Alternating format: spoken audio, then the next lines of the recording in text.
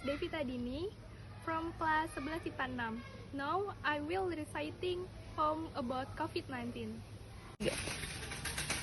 Like a bird in a cage, we have to isolate ourselves. Everything is done at home. No school, no shopping, no hope. Just stay at home, do your homework, and work from home. 3. All this happened because God's plans. Enggak salah. All this happened because of God's plan. We can only accept it sincerely. And now we just pray and calm down.